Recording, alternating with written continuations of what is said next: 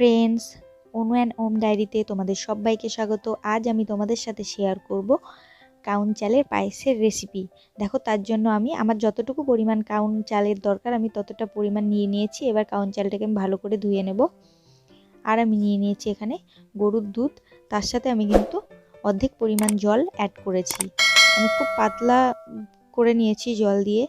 তোমাদের বেবিদের যদি 1 বছর না হয়ে থাকে তাহলে কিন্তু তোমরা গরুর দুধ ব্যবহার করবে না।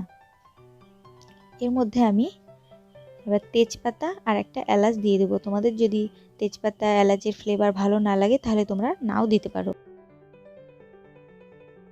এবার দুধটা যখন ফুটে আসবে তখন আমি কাউন চালকে ভালো করে ধুয়ে এর মধ্যে দিয়ে দেবো। দেখো, ফুটতে শুরু করে দিয়েছে। এবার তোমরা বুঝতেও পারছো দুধটা কতটা আমি পাতলা করে নিয়েছি জল দিয়ে।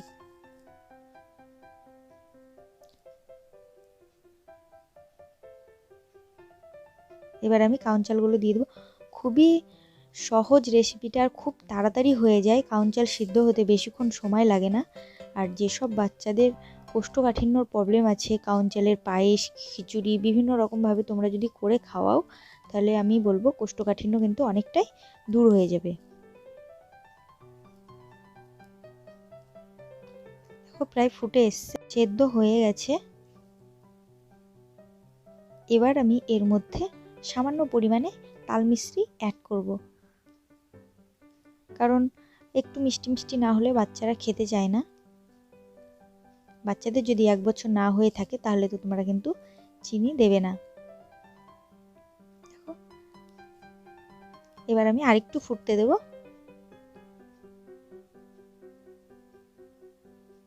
দেখো, হয়ে গেছে রেসিপিটা আমার।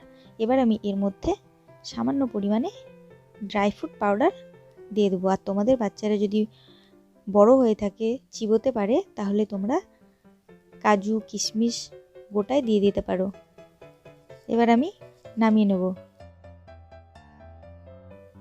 রেডি হয়ে গেছে আমার কাউনের চালের পায়েস। বাচ্চাদের জন্য ব্রেকফাস্টের জন্য কিন্তু ভীষণ ভালো, খুব তাড়াতাড়ি হয়ে যায়, তোমরা দেখতেই পেলে। আর আমার ভিডিওটা তোমাদের যদি ভালো লাগে তাহলে লাইক করবে, চ্যানেলটিকে অবশ্যই সাবস্ক্রাইব করবে।